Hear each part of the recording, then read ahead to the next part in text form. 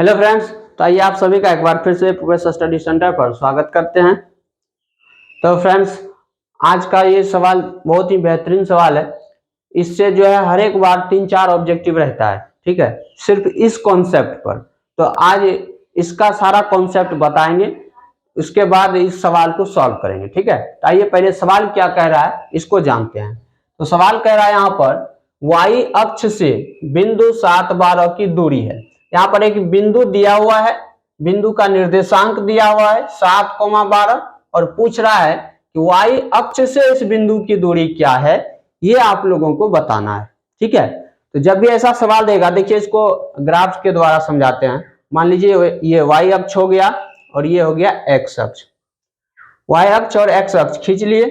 यहां पर देखिए क्या कह रहा है सवाल कह रहा है कि y अक्ष से बिंदु 7, 12 की दूरी। तो पहले हम x का मान 7 है तो x पर पॉइंट लेते हैं। मान लीजिए 7 यहाँ पे होगा और y का मान 12 है, तो लगभग मान लेते हैं y का मान 12 यहाँ पे है। यहाँ पे 12 है, यहाँ पे 7 है।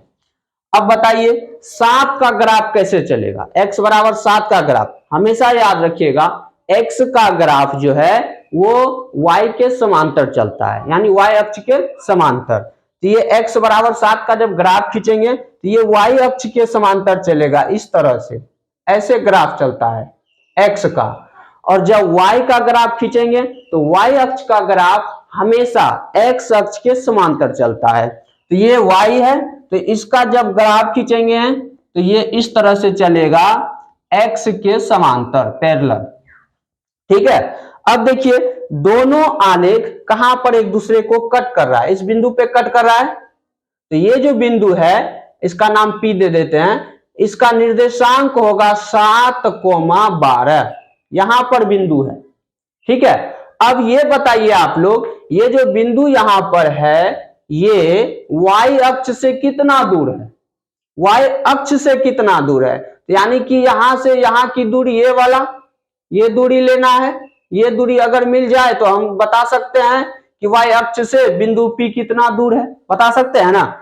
और यहां से यहां ये दूरी जो है ये कितना है, देख लीजिए ये 7 है। यहाँ पे x का मान कितना है, 7 है ना। यानी कि y अक्ष से बिंदु P की दूरी 7 है।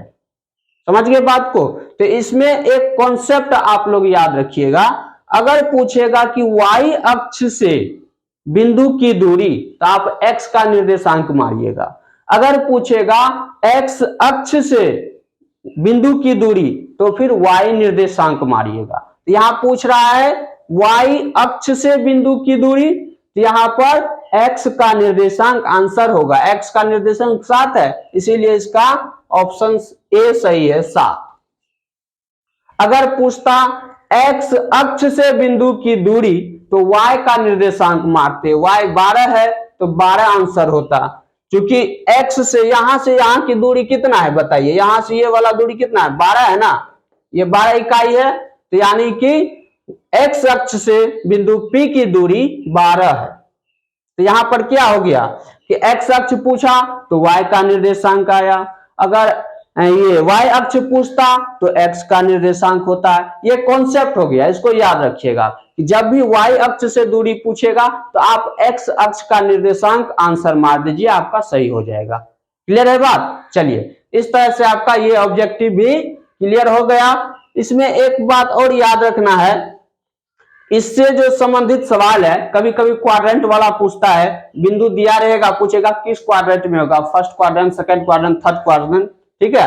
तो आइए एक क्वाड्रेंट वाला सारा कॉन्सेप्ट ही बता देते हैं अगले वीडियो में। तो चलिए, अगर ये सवाल आप लोग समझ गए हैं तो एक बार वीडियो को लाइक शेयर जरूर कर दीजिएगा। चलिए हम मिलते हैं अगली वीडियो में।